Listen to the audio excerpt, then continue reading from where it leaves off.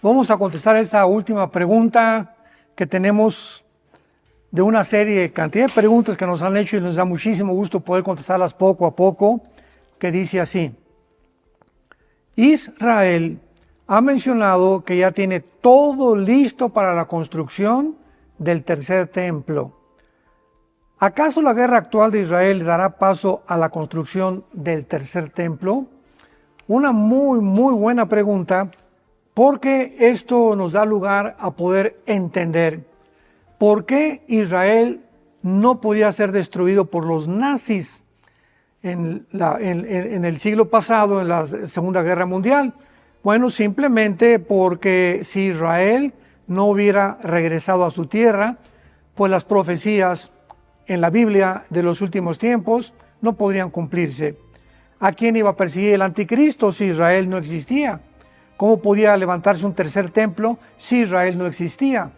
¿Cómo podía realmente tomar el control los 144,000 judíos en Apocalipsis 7 que predicarán finalmente el Evangelio a las naciones si Israel no pudiera todavía estar en su tierra?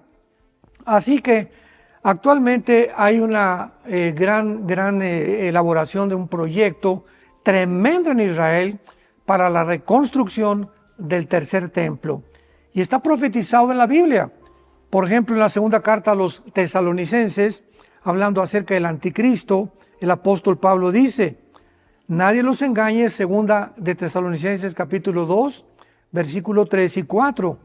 Nadie los engañe de ninguna manera, porque no vendrá, o sea, el anticristo no vendrá sin que antes venga la apostasía y se manifieste el hombre de pecado, el hijo de perdición, el cual se opone y se levanta contra todo lo que se llama Dios o es objeto de culto, tanto que se sienta en el templo de Dios como Dios, haciéndose pasar por Dios.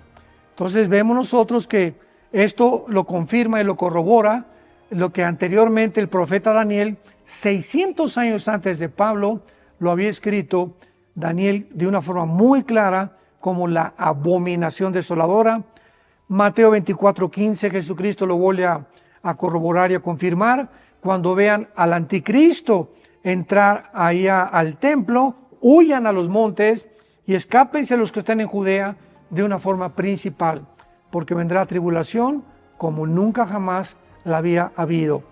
Y finalmente encontramos también en el libro de Apocalipsis, capítulo 11, la descripción de que va en el tiempo de la tribulación a existir un templo judío. Dice Apocalipsis 11, del 1 al 2.